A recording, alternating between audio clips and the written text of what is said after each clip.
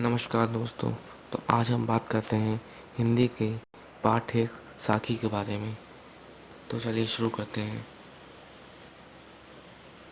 निम्नलिखित प्रश्नों के उत्तर दीजिए। मीठी वाणी बोलने से औरों को सुख और अपने मन को शीतलता कैसे प्राप्त होती है? उत्तर है, मीठी वाणी बोलने से औरों के मन से क्रोध और घृणा के भाव नष्ट हो जाते हैं, जिससे उन्हें सुख प्राप्त होता है। इसके साथ ही हमारे मन के अहंकार भी नाश होता है और हमारे हृदय को शांति मिलती है, जिससे तन को शीतलता प्राप्त होती है। दूसरा क्वेश्चन है, दीपक दिखाई देने पर अंधियारा कैसे मिट जाता है? साखी के संदर्भ में स्पष्ट कीजिए। उत्तर है, यहाँ दीपक का मतलब भक्ति रूपी ज्ञान तथा अंधकार का मतलब अज्ञानता से है। जिस प्रकार दीपक के जलने से अंधकार समाप्त हो जाता है, ठीक उसी प्रकार जब ज्ञान का प्रकाश हमारे हृदय में जलता है, तब मन के सारे विकार अर्थात भ्रम संशय का नाश हो जाता है। तीसरा क्वेश्चन है, ईश्वर कण कण में व्याप्त है, पर हम उसे क्यों नहीं देख पाते? उत्तर है, हमारा मन अज्ञानता, अहंकार, विलासिताओं में डूबा है। हम उसे मस्जिद मंदिरों में ढूंढते हैं, जबकि वह सब और व्याप्त है। इस कारण हम ईश्वर को नहीं देख पाते। चौथा क्वेश्चन है, संसार में सुखी कौन है और दुखी कौन है? यहाँ सोना और जागना किसके प्रतीक है? इसका प्रयोग यहाँ क्यों किया गया है, स्पष्ट कीजिए। तो देखिए, इसका उत्तर है, कवि के अनुसार संसार में वो लोग सुखी हैं जो संसारी सुखों का भोग करते हैं, और दुखी वे हैं जो ईश्वर का ध्यान रखते हैं, ध्यान लगाकर जागते रहते हैं। यहाँ सोना अज्ञानता और जागना ज्ञान का प्रकाश है। जो लोग संसार में उपलब्ध सुख सुविधाओं को ही वास्तविक सुख समझते हैं, वे अज्ञानी हैं और सोए हुए हैं। वास्तविक ज्ञान ईश्वर को जानना है, क्योंकि वह अनश्वर है। जो यह काम कर रहा है वह जाग रहा है। पांचवा क्वेश्चन है, अपने स्वभाव को निर्मल रखने के लिए कबीर ने क्या उपाय सुझाया?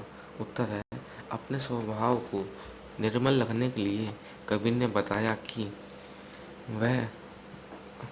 कि हमें अपने आसपास के निंदक रखने चाहिए, ताकि वह हमारी बुराइयों से अवगत करा सकें और हम उन बुराइयों को अपने अंदर से दूर कर सकें। इससे हम अपने स्वभाव को बिना पानी और साबुन के स्वच्छ और निर्मल बना पाएंगे। छठा क्वेश्चन है, एक अशीर पी पाँव पढ़े सुपंडित होए। इस पंक्ति द्वारा कवि क्या कहना चाहता है?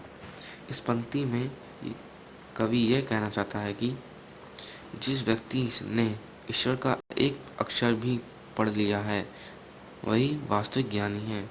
ईश्वर ही एकमात्र सत्य है और उसे जानने वाला ही सच्चे अर्थों में ज्ञानी है।